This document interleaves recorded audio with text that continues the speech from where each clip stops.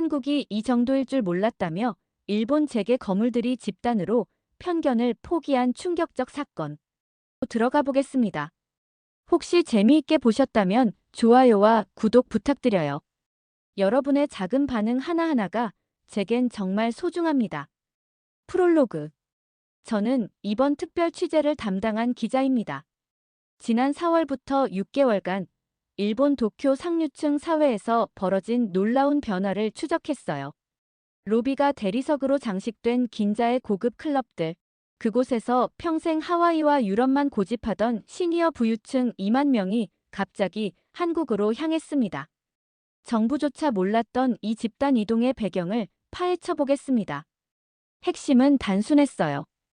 이번엔 구경이 아니라 검증입니다. 직접 봅니다. 60대 후반 재계 거물 카미야 쇼이치가 던진 이 한마디가 모든 걸 바꿨죠. 체면과 관성에 묶여 살던 상류층이 손자 세대의 도전을 받아들이며 시작된 이야기였습니다. 일본 전통 가요의 느린 선율과는 완전히 다른 에너지였습니다. 처음엔 호기심 반, 의심 반이었어요. 이 놀라운 변화의 전말을 지금부터 상세히 들려드리겠습니다. 안녕하세요. 저는 카미야 쇼이치 68세로 도쿄 전 대기업 고문이었어요. 아침 6시 30분, 도쿄 아카사카의 제 저택에서 하루가 시작됩니다. 30년간 똑같은 루틴이었죠. 아사히 신문을 펼치고 녹차를 우려내며 오늘도 변함없는 일상을 확인해요. 벽에 걸린 아버지의 유훈이 눈에 들어옵니다. 전통을 지키는 것이 품격이다. 하지만 오늘 아침은 달랐어요. 할아버지, 이것 좀 보세요. 손자 유타가 들고 온 태블릿 화면에는 한국 드라마가 재생되고 있었습니다. 선명한 색감과 빠른 편집, 일본 드라마와는 완전히 다른 감각이었어요. 한국이 이렇게 발전했다고요? 제가 물었더니 유타는 눈을 반짝이며 대답했죠. 할아버지가 아시는 한국은 20년 전 모습이에요. 그 말이 가슴에 박혔습니다. 저희 사교 클럽에서는 늘 같은 이야기만 반복했거든요. 하와이 골프장이 최고야. 유럽 와인 투어만 격조있지. 50년간 똑같은 패턴이었어요. 젊은 시절부터 아버지 세대가 정해놓은 여행 코스를 따라갔죠. 사실 한국에 대한 제 기억은 90년대에 멈춰 있었습니다. 사업차 서울에 간 적이 있었는데 당시 김포공항은 낡고 어수선했어요. 도로는 혼잡했고 시설도 일본에 비해 뒤떨어져 보였죠. 그때의 인상이 지금까지 이어진 거였습니다. 사람들이 그랬다. 그 말로 50년이 갔군. 제가 중얼거리자 유타가 고개를 갸웃했어요. 할아버지, 뭐라고 하셨어요? 아니다. 혼잣말이야. 점심시간, 긴자의 전통 일식당에서 동료들과 만났습니다. 모두 제 또래의 전직 임원들이었어요. 카미야 씨, 요즘 젊은 애들이 한국 드라마에 빠져 있다던데. 다나카가 코웃음을 쳤죠. 우리 손녀도 그래. 케이팝이라나 뭐라나. 사토도 고개를 저었습니다. 하지만 제 마음속에는 유타의 말이 계속 맴돌았어요. 정말 한국이 그렇게 바뀌었을까? 저녁에 서재로 돌아와 인터넷을 검색해봤습니다. 인천공항의 화려한 모습, 강남의 고층 빌딩들, 부산의 현대적인 항만시설. 사진으로 보는 한국은 제 기억과 완전히 달랐어요. 특히 의료 시스템에 관한 기사가 눈에 띄었습니다. 한국, 의료관광 아시아 1위. 첨단 장비와 빠른 진료로 외국인 환자 급증. 일본에서 3개월을 기다려야 하는 검사를 한국에서는 당일에 받을 수 있다는 내용이었죠. 이게 사실일까? 의구심이 들었어요. 하지만 동시에 호기심도 생겼습니다. 유타가 매일 보여주는 한국 콘텐츠의 품질을 보면 뭔가 변화가 있었던 게 분명했어요. 그날 밤 유타와 긴 대화를 나눴습니다. 할아버지, 제 친구들은 모두 한국어를 배우고 있어요. 한국 대학에 유학 가고 싶어 하는 애들도 많고요. 아이의 진지한 표정에서 진심을 느꼈습니다. 그럼 너는 한국을 어떻게 생각하니? 미래예요, 할아버지. 한국은 미래를 먼저 사는 나라 같아요. 미래를 먼저 사는 나라. 그 표현이 머리에 남았습니다. 과연 제가 알고 있는 한국이 진짜 한국의 모습일까요? 아니면 편견에 사로잡혀 변화를 못 본 건 아닐까요? 그날부터 마음 한편에 작은 균열이 생겼습니다. 50년간 굳어진 관성에 첫 번째 금이 간 거였죠. 안녕하세요. 저는 한국 전문 컨설턴트 아오야마 리에입니다. 제 사무실은 시부야 스크램블 교차로가 내려다 보이는 20층 건물에 있어요. 유리창 너머로 보이는 수많은 사람들의 발걸음이 바쁘게 움직이는 모습이 마치 개미집 같았습니다. 벽 한쪽에는 서울대학교 경영학 석사 학위증이 걸려 있고 다른 쪽엔 한국 전통 단청 무늬가 새겨진 목공예품들이 진열되어 있었죠. 일본의 차분한 사무실 분위기와 한국의 화려한 색감이 절묘하게 조화를 이루고 있었어요. 오늘 아침 9시 카미야 쇼이치 씨로부터 전화가 걸려왔습니다. 리에 씨, 한국 여행을 기획해달라는 의뢰가 있는데 그의 목소리는 평소보다 조심스러웠어요. 일본 재계의 거물이 이렇게 말을 아끼는 경우는 드물었거든요. 1시간 후 카미야 씨가 제 사무실을 찾아왔습니다. 검은 양복에 은색 넥타이, 완벽하게 정돈된 백발이 일본 전통 신사의 모습 그대로였어요. 하지만 그의 눈빛에서는 묘한 호기심이 감돌았습니다. 일본 전통 다실에서 마시는 말차처럼 깊고 진중한 표정이었죠. 사실 손자가 자꾸 한국 이야기를 하는데 카미야 씨가 말을 꺼냈습니다. 그러면서 유타가 보여줬다는 K-팝 뮤직비디오를 틀어보였어요. 화면 속 댄서들의 정교한 안무와 화려한 의상, 그리고 무엇보다 완벽하게 동조된 군무가 일본 전통 가부키의 절제된 움직임과는 완전히 다른 에너지를 발산했습니다. 일반적인 관광 코스가 아니라 정말 한국의 현재 모습을 보고 싶습니다. 카미야 씨의 말에 저는 무릎을 쳤어요. 그렇다면 VIP 좌석보다 시민 동선을 타보시죠. 제가 제안하자 그의 눈썹이 살짝 올라갔습니다. 책장에서 꺼낸 한국 기획서를 펼쳐 보였어요. 일본의 여행 책자가 주로 관광지 사진과 맛집 정보로 채워져 있는 반면 제 기획서는 달랐습니다. 인천공항의 실시간 대기시간 차트, 서울 지하철의 정시 운행률 그래프, 강남병원의 당일 진료 가능 통계까지 세세하게 담겨 있었어요. 럭셔리 호텔 스위트룸이 아니라 시민들이 이용하는 교통수단을 타보세요. 미슐랭 스타 레스토랑 대신 동네 분식집에서 식사해보세요. 그래야 진짜 한국을 봅니다. 제 설명에 카미야 씨가 고개를 끄덕였어요. 특히 의료 체험 코스를 설명할 때였습니다. 강남의 대형 병원에서 건강검진을 받아보시는 건 어떨까요? 일본에서는 예약만 3개월 걸리는 검사를 한국에서는 당일에 받을 수 있어요. 카미야 씨의 표정이 진지해졌습니다. 정말 그런가요? 제가 보여준 병원 시설 사진들은 놀라웠어요. 호텔 로비처럼 세련된 대기실, 실시간 번역 시스템이 갖춰진 진료실, 그리고 3차원 영상으로 설명해주는 첨단 장비까지. 일본 대학병원의 낡은 시설과는 차원이 달랐죠. 손자분과 함께 가시는 건 어떨까요? 젊은 세대의 시각으로 한국을 보시면 더 생생할 거예요. 제 제안에 카미야 씨가 웃었습니다. 그 아이가 좋아하겠군요. 회의가 끝날 무렵 카미야 씨가 예상 밖의 말을 했어요. 혹시 같은 생각을 가진 사람들이 더 있다면 단체로 가는 것도 괜찮겠군요. 그 순간 저는 확신했습니다. 이건 단순한 여행이 아니라 인식의 전환점이 될 거라고요. 200명 정도 모을 수 있을까요? 카미야 씨의 질문에 저는 깜짝 놀랐습니다. 일본 상류층이 집단으로 한국을 간다는 건 전례 없는 일이었거든요. 도전해 볼 만하네요. 그날 오후, 제 휴대폰이 쉴 새 없이 울렸습니다. 카미야 씨 주변의 인맥들이 하나둘 관심을 보이기 시작한 거였어요. 호기심과 체면이 교차하는 목소리들이었지만 모두 공통점이 있었습니다. 정말 한국이 그렇게 바뀌었을까? 2주일 후 200명의 탐사단이 결성되었습니다. 일본 상류층 역사상 최초의 한국 집단 체험단이 탄생한 순간이었어요.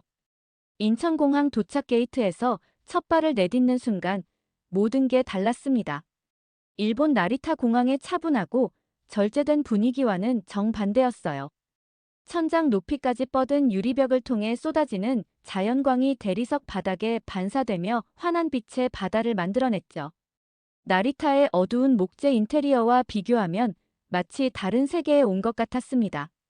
공항 직원이 우리 탐사단을 맞으며 유창한 일본어로 인사했어요. 어서 오십시오. 한국에 오신 것을 환영합니다. 발음이 완벽했습니다.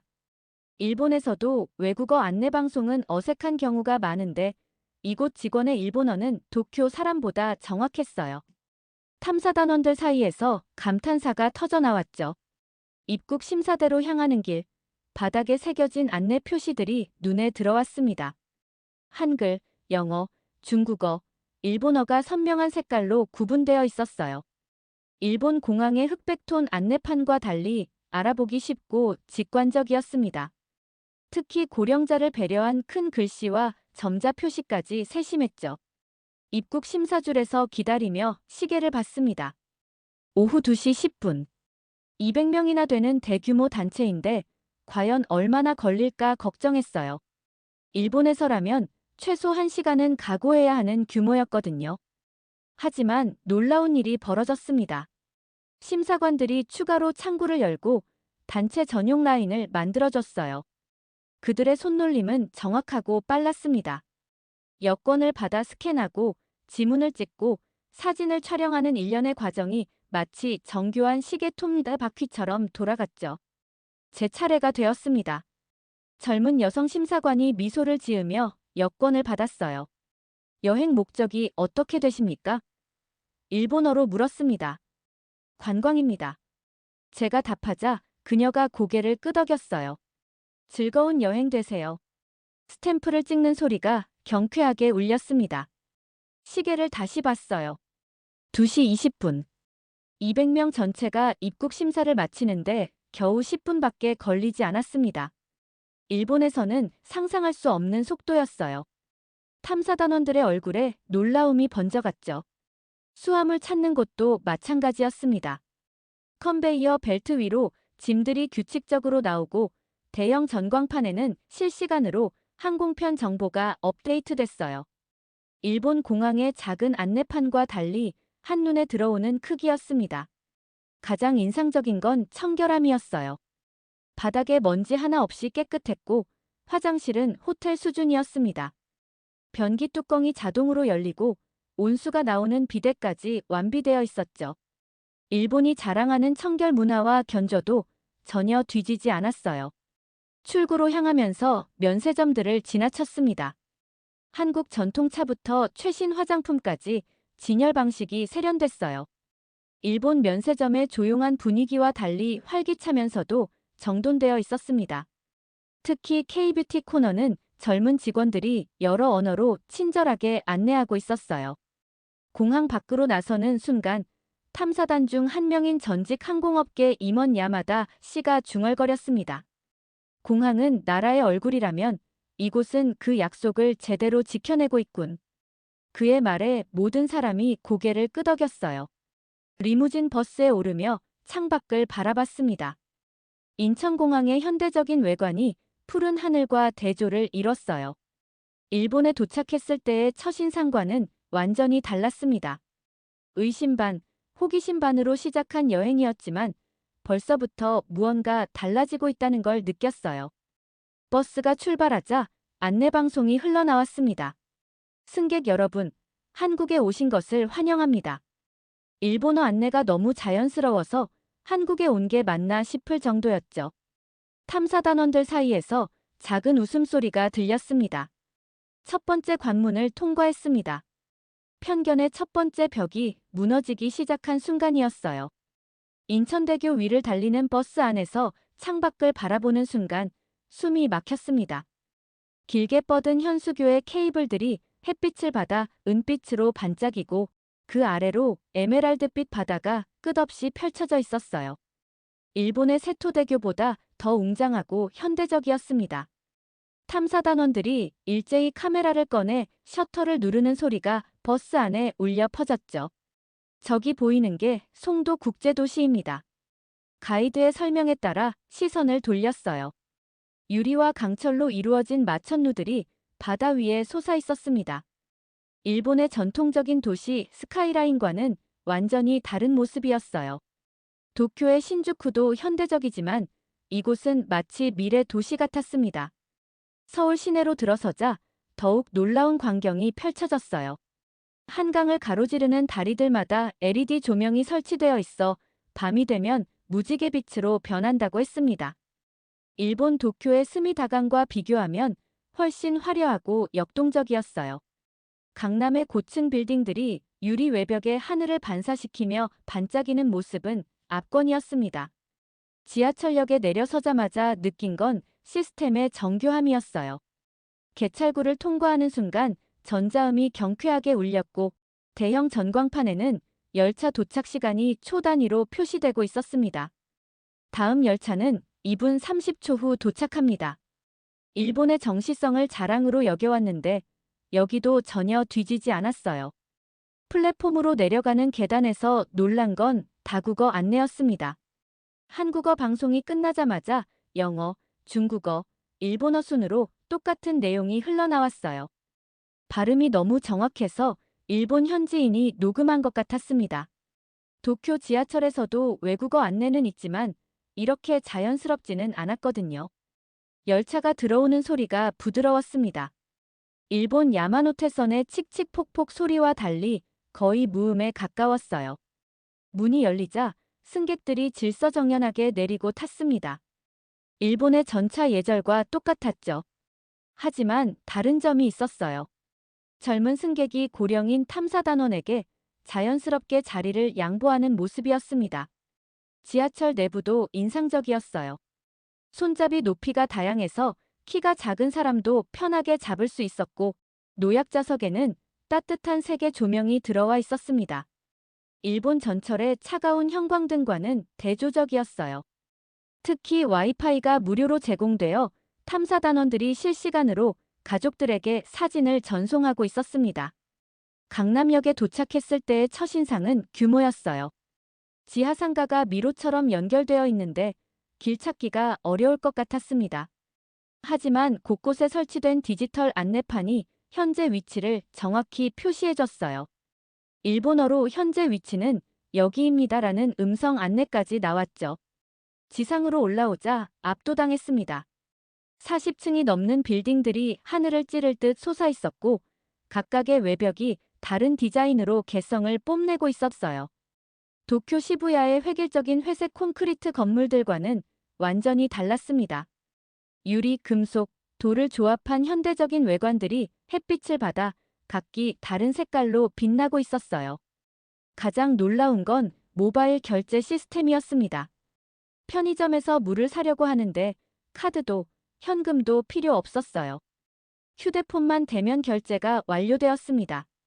일본에서도 전자결제가 있지만 여기는 아예 다른 차원이었죠. 할머니 한 분이 스마트폰으로 능숙하게 결제하는 모습을 보고 탐사단원들이 깜짝 놀랐어요. 점심시간 지하철역 근처 식당에서 식사를 했습니다. 주문도 태블릿으로 하고 음식이 나오는 시간도 정확히 예측해서 알려줬어요. 맛은 물론이고 서비스의 효율성이 인상적이었습니다. 일본의 장인 정신과는 다른 방식이지만 결과는 똑같이 만족스러웠어요. 오후 3시 탐사단 중 한 명인 전직 교통공사 간부 사토 씨가 중얼거렸습니다. 편리함 뿐 아니라 시스템도 세계 수준이군. 그의 말에 모두가 고개를 끄덕였어요. 지하철을 타고 다음 목적지로 향하면서 생각했습니다. 도시의 속도와 질서, 그리고 무엇보다 시민들의 생활 방식이 일본과 닮아 있으면서도 더 진보적이었어요. 편견이라는 색안경을 벗고 보니 한국은 이미 우리가 추구하는 미래를 살고 있었습니다. 인천대교 위를 달리는 버스 안에서 창밖을 바라보는 순간 숨이 막혔습니다. 길게 뻗은 현수교의 케이블들이 햇빛을 받아 은빛으로 반짝이고 그 아래로 에메랄드빛 바다가 끝없이 펼쳐져 있었어요. 일본의 세토대교보다 더 웅장하고 현대적이었습니다. 탐사단원들이 일제히 카메라를 꺼내 셔터를 누르는 소리가 버스 안에 울려 퍼졌죠. 저기 보이는 게 송도 국제도시입니다. 가이드의 설명에 따라 시선을 돌렸어요. 유리와 강철로 이루어진 마천루들이 바다 위에 솟아 있었습니다. 일본의 전통적인 도시 스카이라인과는 완전히 다른 모습이었어요. 도쿄의 신주쿠도 현대적이지만 이곳은 마치 미래 도시 같았습니다. 서울 시내로 들어서자 더욱 놀라운 광경이 펼쳐졌어요. 한강을 가로지르는 다리들마다 LED 조명이 설치되어 있어 밤이 되면 무지개 빛으로 변한다고 했습니다. 일본 도쿄의 스미다강과 비교하면 훨씬 화려하고 역동적이었어요. 강남의 고층 빌딩들이 유리 외벽에 하늘을 반사시키며 반짝이는 모습은 압권이었습니다. 지하철역에 내려서자마자 느낀 건 시스템의 정교함이었어요. 개찰구를 통과하는 순간 전자음이 경쾌하게 울렸고 대형 전광판에는 열차 도착 시간이 초 단위로 표시되고 있었습니다. 다음 열차는 2분 30초 후 도착합니다. 일본의 정시성을 자랑으로 여겨왔는데 여기도 전혀 뒤지지 않았어요. 플랫폼으로 내려가는 계단에서 놀란 건 다국어 안내였습니다. 한국어 방송이 끝나자마자 영어, 중국어, 일본어 순으로 똑같은 내용이 흘러나왔어요. 발음이 너무 정확해서 일본 현지인이 녹음한 것 같았습니다. 도쿄 지하철에서도 외국어 안내는 있지만 이렇게 자연스럽지는 않았거든요. 열차가 들어오는 소리가 부드러웠습니다. 일본 야마노테선의 칙칙폭폭 소리와 달리 거의 무음에 가까웠어요. 문이 열리자 승객들이 질서정연하게 내리고 탔습니다. 일본의 전차 예절과 똑같았죠. 하지만 다른 점이 있었어요. 젊은 승객이 고령인 탐사단원에게 자연스럽게 자리를 양보하는 모습이었습니다. 지하철 내부도 인상적이었어요. 손잡이 높이가 다양해서 키가 작은 사람도 편하게 잡을 수 있었고 노약자석에는 따뜻한 색의 조명이 들어와 있었습니다. 일본 전철의 차가운 형광등과는 대조적이었어요. 특히 와이파이가 무료로 제공되어 탐사단원들이 실시간으로 가족들에게 사진을 전송하고 있었습니다. 강남역에 도착했을 때의 첫인상은 규모였어요. 지하상가가 미로처럼 연결되어 있는데 길 찾기가 어려울 것 같았습니다. 하지만 곳곳에 설치된 디지털 안내판이 현재 위치를 정확히 표시해줬어요. 일본어로 현재 위치는 여기입니다라는 음성 안내까지 나왔죠. 지상으로 올라오자 압도당했습니다. 40층이 넘는 빌딩들이 하늘을 찌를 듯 솟아 있었고 각각의 외벽이 다른 디자인으로 개성을 뽐내고 있었어요. 도쿄 시부야의 획일적인 회색 콘크리트 건물들과는 완전히 달랐습니다. 유리, 금속, 돌을 조합한 현대적인 외관들이 햇빛을 받아 각기 다른 색깔로 빛나고 있었어요. 가장 놀라운 건 모바일 결제 시스템이었습니다. 편의점에서 물을 사려고 하는데 카드도 현금도 필요 없었어요. 휴대폰만 대면 결제가 완료되었습니다. 일본에서도 전자결제가 있지만 여기는 아예 다른 차원이었죠. 할머니 한 분이 스마트폰으로 능숙하게 결제하는 모습을 보고 탐사단원들이 깜짝 놀랐어요.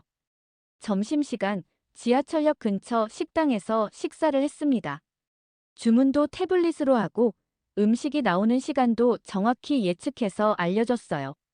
맛은 물론이고 서비스의 효율성이 인상적이었습니다. 일본의 장인 정신과는 다른 방식이지만 결과는 똑같이 만족스러웠어요. 오후 3시 탐사단 중 한 명인 전직교통공사 간부 사토 씨가 중얼거렸습니다.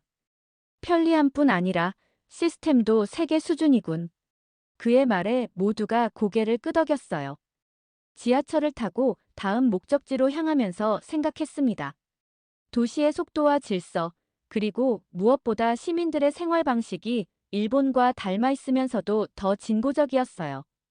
편견이라는 색안경을 벗고 보니 한국은 이미 우리가 추구하는 미래를 살고 있었습니다. 명동 거리를 걸으면서 가장 먼저 눈에 띈 건 음식 문화의 정교함이었습니다. 길거리 포장마차에서 나는 김치찌개 냄새가 코끝을 자극했어요. 일본의 오뎅 포장마차와 비슷한 분위기지만 훨씬 다양하고 화려했습니다. 빨간 고춧가루와 파란 파잎이 어우러진 색감이 일본 음식의 차분한 색깔과는 대조적이었어요. 한 분식집에 들어가 비빔밥을 주문했습니다. 접시 위에 올려진 8가지 나물들이 각각 다른 색깔로 무지개를 그리고 있었어요. 일본의 벤토가 칸막이로 구분된 정갈함이라면 한국의 비빔밥은 조화로운 혼합의 미학이었습니다. 한 숟가락 떠서 입에 넣는 순간 각기 다른 맛이 입안에서 하나로 어우러졌죠. 이 정도 반찬이 나오는데 가격이 이것뿐인가요? 탐사단원 중 한 명이 놀라며 물었어요. 메인 요리 하나에 밑반찬이 8가지나 나왔는데 가격은 일본 정식의 절반 수준이었습니다. 양도 많고 맛도 깊었어요. 특히 김치에 발효된 신맛과 단맛의 조화가 일본 절임과는 완전히 다른 차원이었습니다. 손자 유타가 흥미진진한 표정으로 스마트폰을 꺼내 메뉴판을 찍었어요.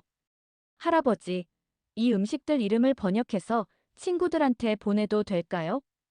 아이가 직접 한국어를 읽어보려고 노력하는 모습이 기특했습니다. 일본에서는 외국 음식에 이렇게 적극적이지 않았는데 여기서는 모든 게 신기하고 배우고 싶어 하네요. 식후 디저트로 들른 카페의 규모가 압권이었습니다. 5층짜리 건물 전체가 하나의 카페였어요.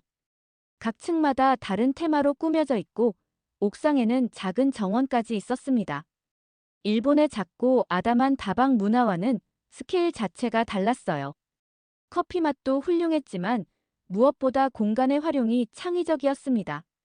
오후엔 K-뷰티 체험을 했습니다. 명동의 화장품 거리를 걸으니 일본 여성들로 가득했어요. 가게마다 일본어를 구사하는 직원이 있어서 상품 설명을 자세히 들을 수 있었습니다. 이 크림은 한국의 전통 한방 성분을 현대적으로 재해석한 거예요. 직원의 설명이 매우 전문적이었어요. 실제로 피부 테스트를 받아봤는데 일본 화장품보다 가격은 저렴하면서도 품질이 뛰어났습니다. 특히 천연 성분을 강조한 제품들이 많았어요. 일본 화장품이 안전성을 중시한다면 한국 제품은 효과와 가성비를 동시에 추구하는 느낌이었습니다. 강남 대형 병원 로비에 들어서는 순간 탐사단원들의 발걸음이 멈춰섰습니다. 마치 고급 호텔 라운지 같은 분위기였어요. 대리석 바닥이 반질반질하게 닦여 있고 천장엔 샹들리에가 은은한 빛을 뿌리고 있었습니다. 일본 대학병원의 낡은 리놀륨 바닥과 형광등 조명과는 차원이 달랐어요. 접수 데스크도 놀라웠습니다. 은행 VIP 창구처럼 세련되게 꾸며져 있고 직원들이 정장 차림으로 친절하게 안내하고 있었어요. 건강검진 예약하신 일본 분들이시죠? 이쪽으로 안내해드리겠습니다. 유창한 일본어였습니다. 가장 회의적이던 탐사단원은 전직 대기업 임원 다나카 씨였습니다. 70대 초반의 그는 평생 일본 의료 시스템만 신뢰해왔어요. 한국 의료? 글쎄요. 일본보다 나을 리 없을 텐데. 버스에서부터 계속 의심의 눈초리를 보내왔죠. 대기실에 앉아 번호표를 받았습니다. 오전 9시 30분, 접수를 마친 시각이었어요. 일본에서라면 최소 3개월 전에 예약해야 하는 종합검진을 당일에 받는다니 믿기 어려웠습니다. 다나카 씨도 시계를 들여다보며 중얼거렸어요. 과연 얼마나 걸릴까? 놀랍게도 10분도 안 되어 호출이 왔습니다. 다나카님, 검진실로 안내해드리겠습니다. 간호사가 태블릿을 들고 나타났어요. 환자 정보가 실시간으로 업데이트되고 있었습니다. 일본 병원의 종이 차트와는 완전히 다른 시스템이었죠. 검진실 내부는 더욱 충격적이었습니다. 최신형 MRI 장비가 번쩍번쩍 빛나고 있고 대형 모니터에는 3차원 영상이 실시간으로 나타나고 있었어요. 일본에서 본 구형 장비들과는 비교할 수 없는 수준이었습니다.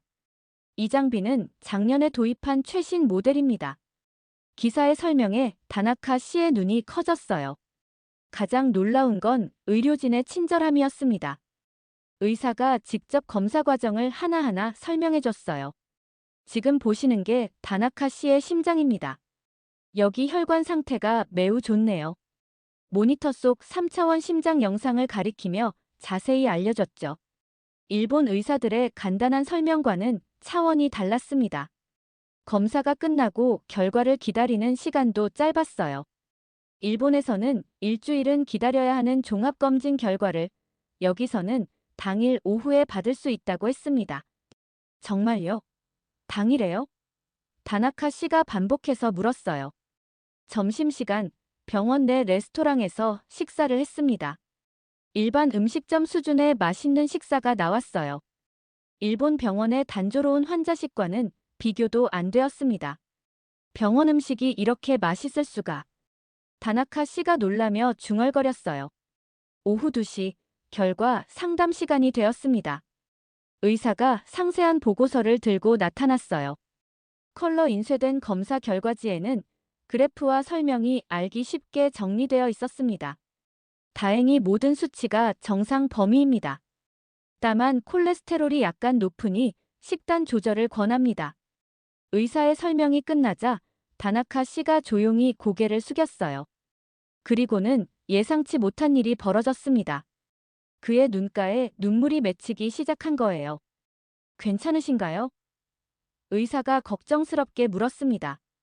미안합니다. 다나카 씨가 떨리는 목소리로 말했어요. 일본에서 석 달째 기다리고 있는 검사를 여기서 하루 만에 받았습니다. 그것도 이렇게 친절하고 정확하게. 그의 목소리가 점점 작아졌어요. 내가 틀렸습니다. 다나카 씨가 고백했어요.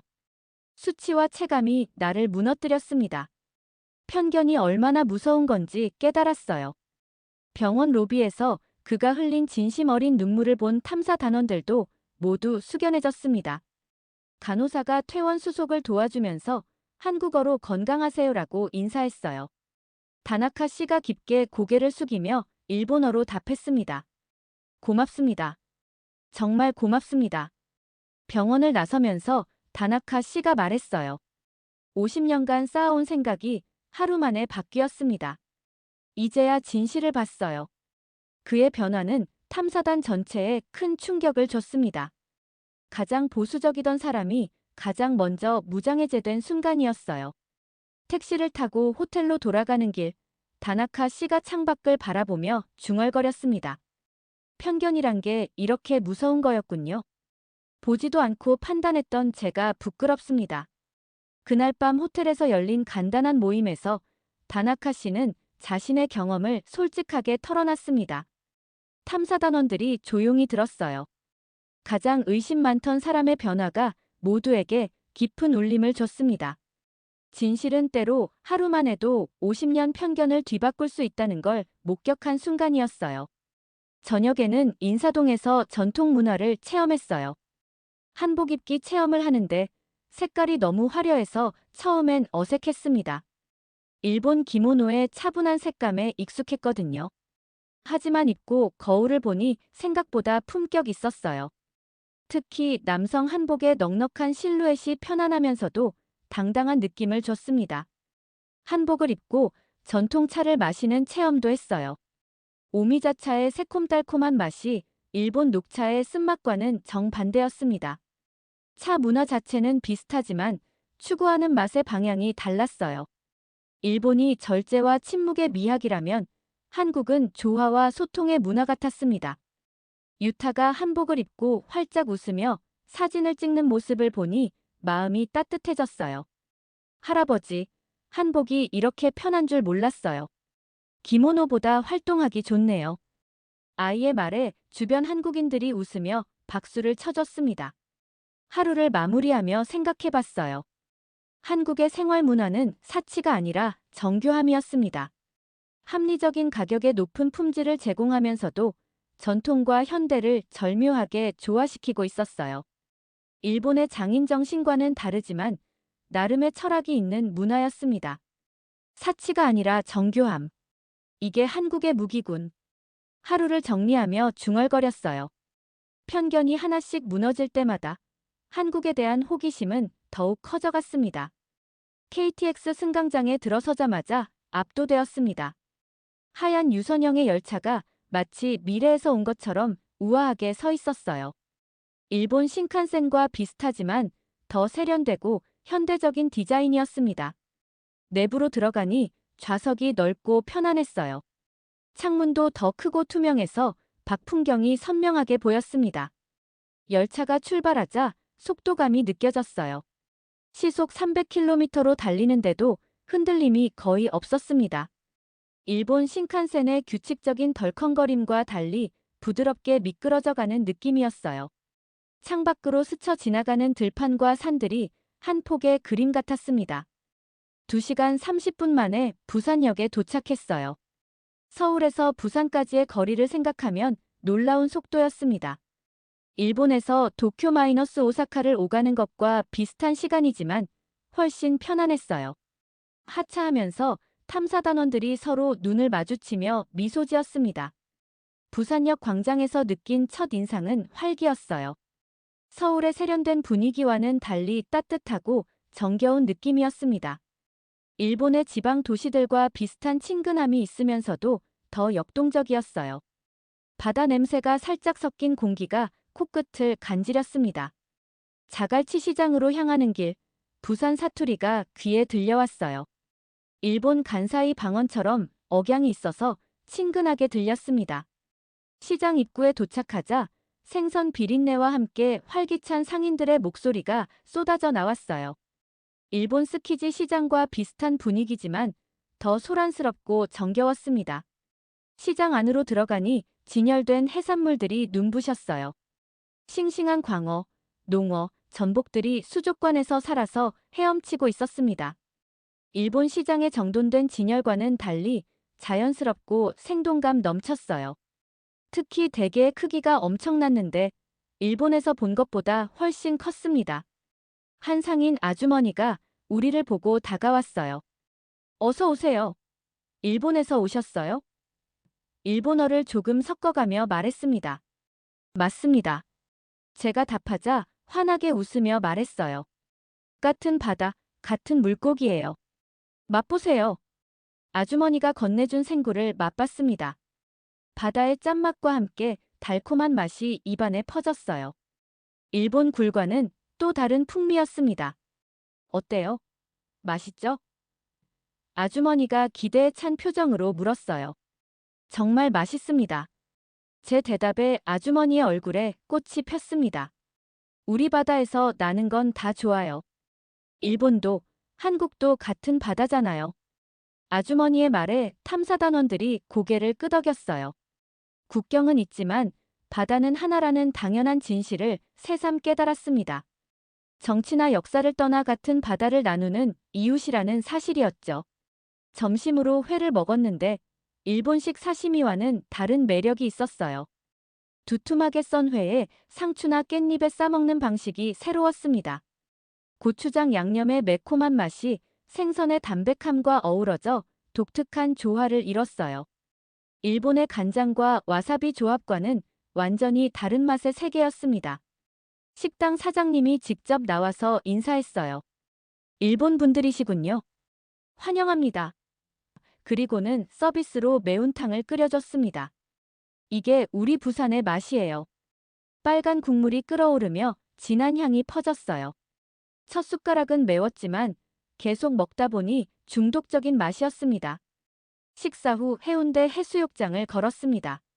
넓은 백사장과 푸른 바다가 일본의 해수욕장들과 비슷하면서도 규모가 더 컸어요.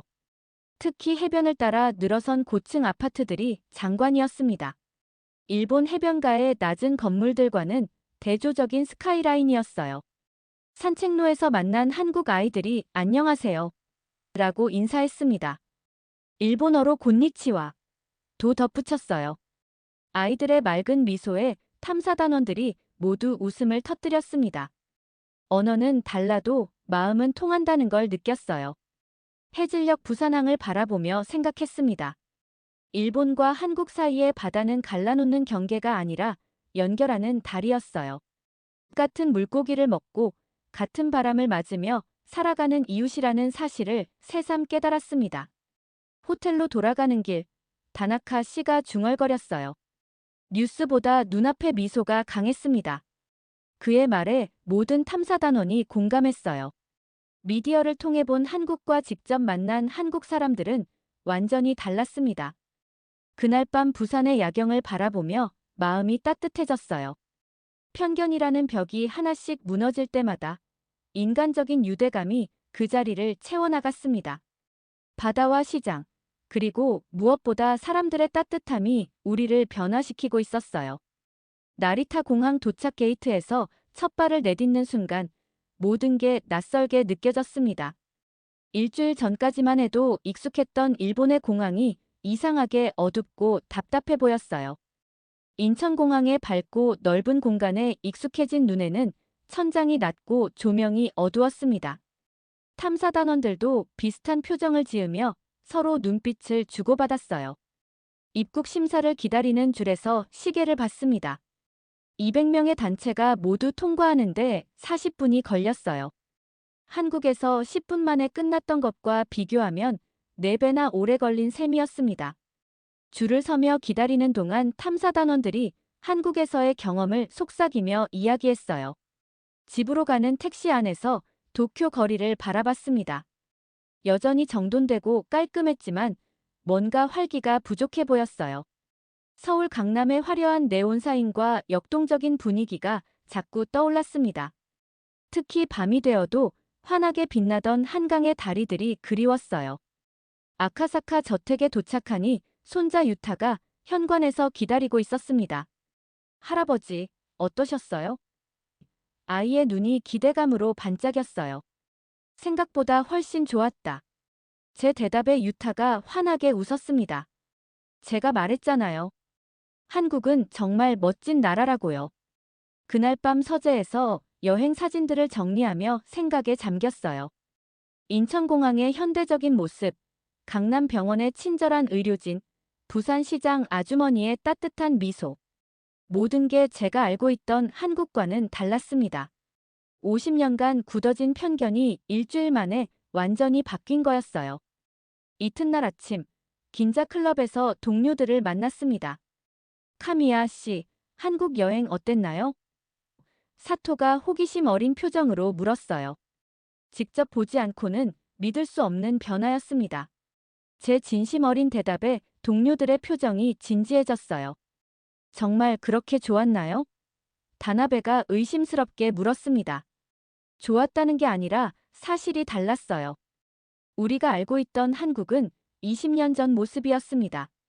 제 말에 클럽 안이 조용해졌어요. 평소 보수적인 제가 이런 말을 하니 충격적이었을 거예요. 그날부터 전화가 쉴 새 없이 걸려왔습니다. 카미야 씨, 정말 한국이 그렇게 바뀌었나요? 저희도 가보고 싶은데 어떻게 하면 되나요? 처음엔 의심하던 사람들이 하나둘 관심을 보이기 시작했어요. 특히 다나카 씨의 변화를 목격한 사람들의 반응이 뜨거웠습니다. 일주일 후 제2차 탐사단을 조직하자는 제안이 나왔어요. 이번에는 500명으로 늘려보는 게 어떨까요? 야마다 씨의 제안에 모두가 동의했습니다. 첫 번째 여행의 소문이 퍼지면서 신청자가 급속히 늘어났어요. 한 달 후 놀라운 일이 벌어졌습니다. 상류층 네트워크 전체에서 한국 여행 신청이 쏟아진 거예요. 첫 달에만 8,000명이 신청했습니다. 일본 상류층 역사상 전례 없는 현상이었어요. 여행사들도 이런 특수를 예상하지 못해 허둥댔습니다. 이제부터는 말이 아니라 직접 보게 하겠습니다. 제가 클럽 정기 모임에서 선언했을 때 100여 명의 회원들이 박수를 쳤어요. 편견과 추측 대신 직접 체험하자는 제안에 모두가 공감했습니다. 리에 씨와 함께 사실 확인 여행 상시 프로그램을 만들었어요. 매월 정기적으로 탐사단을 보내고 체험 후기를 공유하는 시스템이었습니다. 특히 의료, 교통, 문화 등 분야별로 전문 코스를 개발했어요. 단순 관광이 아니라 한국의 현실을 정확히 파악하는 게 목적이었습니다. 3개월 후 일본 언론에서도 이 현상에 주목하기 시작했어요. 도쿄 상류층, 한국행 열풍 편견을 깨뜨린 체험 여행이라는 제목의 기사들이 나왔습니다. 정부에서도 관심을 보이며 공식 교류 프로그램으로 발전시키자는 제안이 나왔어요. 가장 기뻤던 순간은 유타가 한국어 공부를 시작했다고 말했을 때였어요. 할아버지, 저도 한국 대학에 유학 가고 싶어요. 아이의 당당한 선언에 마음이 뿌듯했습니다. 세대 갈등으로 시작된 여행이 새로운 미래를 여는 계기가 된 거였어요. 6개월 후 사실 확인 여행은 일본 상류층의 새로운 문화로 자리 잡았습니다. 매월 1000명씩 한국을 방문하고 돌아와서 체험담을 나누는 시스템이 정착했어요. 가장 보수적이던 계층이 가장 적극적으로 변화를 수용한 사례가 되었습니다. 서재에서 부산 자갈치 시장 사진을 바라보며 생각했어요. 편견이란 보지 않음에서 오는 무지였습니다. 직접 보고 느끼고 경험하면 진실이 드러나죠. 50년간 굳어진 생각도 하루 만에 바뀔 수 있다는 걸 증명했습니다. 유타가 서재로 들어와 물었어요. 할아버지, 다음엔 언제 또 가세요? 곧 가자. 이번엔 내가 가이드를 해줘. 제 말에 유타가 활짝 웃었습니다. 할아버지와 손자가 함께 만들어낸 작은 기적이 이제 두 나라를 잇는 다리가 되고 있었어요. 창밖으로 도쿄의 야경이 보였지만 마음은 이미 다음 한국 여행을 그리고 있었습니다. 사실 확인은 끝이 없는 여정이었거든요. 여행할 때 이런 세심함이 진짜 감동이죠. 여러분도 느껴보셨나요? 더 많은 이야기 준비했으니 구독과 알림 설정도 잊지 마세요.